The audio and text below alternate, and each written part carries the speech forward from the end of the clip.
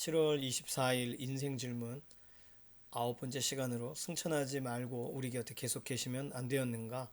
예수님의 승천에 관련된 내용이 이번 주 주제가 되겠습니다. 예수님을 잘 안다던 제자들도 예수님의 죽으시고 부활하신 사건보다 훨씬 더 많이 놀란 사건은 예수님의 승천이었을 것이다. 팀켈러 목사님 그렇게 설명하는 이유는요. 어, 예수님의 승천이 그냥 단순히 우리가 예상하는 것보다는 훨씬 더 깊은 의미가 있기 때문이라는 거예요. 오늘 우리에게도 예수님의 승천의 이야기는 아주 중요한데, 왜냐하면 우리의 구원 또 우리의 삶의 방식이 예수님의 승천하시느냐 아니느냐에 따라서 달라지기 때문이라는 겁니다.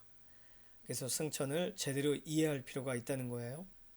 승천은 예수님께서 단지 땅에서 하늘로 올라가신 일이 아니라 왕위에 오르시고 우리와 더불어 온 세상과 새로운 관계 속에 들어서신 사건이다. 그렇게 한 문장으로 정리할 수 있겠습니다. 첫 번째, 예수님은요, 단지 지상을 떠나신 것이 아니라 그분은 하늘보다 더 높은 천국으로 가셨다는 거죠. 두 번째는 승천을 통해 예수님은 마태복음과 사도행전에서 말하듯이 아버지 우편으로 가셨는데, 하나님 우편, 왕의 자리 우편이라는 말은 총리직을 말합니다. 행정적인 역할을 수행하는 것을 말해요. 이것이 우선적인 거고, 그리고 실제적으로 왕위에 오르신다는 것이 두 번째 내용이 됩니다. 승천을 통해서 예수님은 지금까지 우리가 알고 있던 것과는 다른 권한과 권력과 특권이 주어지세요. 사복음서에서 설명하는 성육신하신 예수님의 모습과 다르다는 걸 말하는 거예요. 자, 네 번째로 승천, ascend라는 단어는 일반적으로 사용할 때 어디 사다리 타고 높은 데 올라간다라는 그런 데 쓰기보다는 왕위에 오른다라고 할 때 사용된다는 거예요. 그래서 앞서서 말씀드린 총리직, 실제적인 실행의 역할뿐만 아니라 왕의 권한까지를 포함하는 단어라는 거죠. 예수님은 승천 이후에 그분이 하시는 모든 일이 어떤 시공의 제약으로부터 벗어나게 되는 위치로 오르신다는 걸 말합니다. 예수님은 그분의 중보사역을 전보다 더욱 적극적으로 지속하실 수 있는 위치에 오르신다는 거예요. 육신의 한계 가운데 살 수 없었던 것을 이제는 성령님을 통하여 놀라운 위치에서 진행하신다는 것을 말합니다. 마지막으로 예수님은 부활하시고 승천하시면서 교회의 머리가 되시면서 세상의 어떤 다른 통치자와 주관자들까지를 다스리시는 위치가 되신다는 거예요. 자, 그렇다면 예수님의 승천은 우리에게 실제적으로 어떤 의미가 되는가? 우리의 일상생활에 어떤 영향을 미치는가? 세 가지로 정리하면 첫 번째는 승천하신 예수 그리스도는 누구나 사랑으로 소통하며 교제할 수 있는 대상이 되신다는 거예요. 믿는 사람이라면이죠. 그래서 로마서 5장 5절에 있는 우리 마음에 부음바 되미니 이런 표현이 있습니다. 실제 예수님께서 이 땅에 계시는 동안에 가까이 곁에 있었던 그 누구도 예수님의 마음을 그냥 순간적으로 알았던 사람은 없습니다. 예수님의 마음을 우리에게 부어주셨다는 것은요. 그러니까 지금 승천하신 이후에 진행되는 일이 아주 중요한 부분이에요. 두 번째, 승천하신 예수 그리스도는 완전한 인격체시면서 권능자로 서신다. 이것이 두 번째 주요한 내용인데, 완전한 인격체라고 할 때는 우리의 유익을 위해 일하시는 분이기 때문에 인격적으로 교제하신다는 의미가 되고, 권능자로 서신다는 말은 그 발 아래 복종하게 하시고 그리고 그를 만물 위에 교회의 머리로 삼으셨다는 것을 포함합니다. 우리가 알거니와 하나님을 사랑하는 자 곧 그의 뜻대로 부르심을 입은 자들에게는 모든 것이 합력하여 선을 이루느니라. 로마서 8장 28절을 우리가 생각할 때 신약 성경에 나오는 모든 기록들은요, 사복음서에 있는 예수님의 이야기가 아니라 승천하신 이후에 실제적인 영향력을 발휘하시는 성령님을 통하여 역사하시는 예수님에 대한 이야기라는 거예요. 자, 세 번째, 승천하신 예수 그리스도로 인해서 우리는 하나님 아버지의 용서와 용납과 기뻐하심을 이 땅에서 확신할 수 있다는 것입니다. 히브리서 7장 25절에 자기를 힘입어 하나님께 나아가는 자들을 온전히 구원하실 수 있으니 왜냐하면 그분이 친히 우리를 위하여 간구하시기 때문이다. 이렇게 설명하고 있습니다.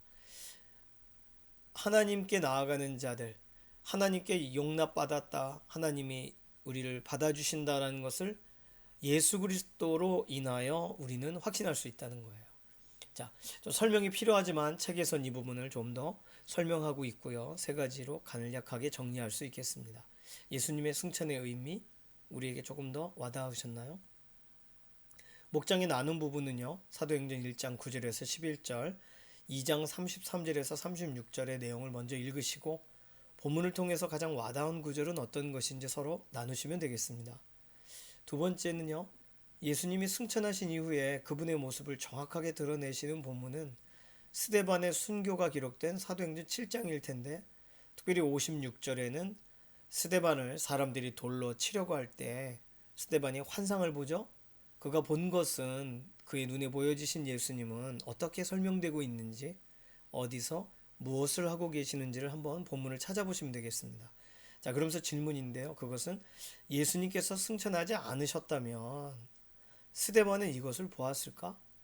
그리고 오늘 우리에게도 예수님이 어떤 일을 행하시는가에 대해 우리가 이런 본문이 우리에게 주어져 있지 않게 되겠죠. 예수님의 승천은 굉장히 이 부분에서 중요합니다. 자, 세 번째로 예수님께서 승천하셔서 성령님을 통해 지금 하고 계신 일이 있으세요. 계시록 22장의 두 구절인데 살펴보시고 오늘 예수님이 우리에게 오늘도 말씀하고 계시는 것은 무엇인지 한번 적어 보시기를 바랍니다. 목장에 속한 동역자분들의 이번 한 주간이 예수님과 더 깊이 만나는 특별한 만남이 되기를 소망하는 마음에서 서로를 위한 기도를 꼭 해주시기를 바라고요.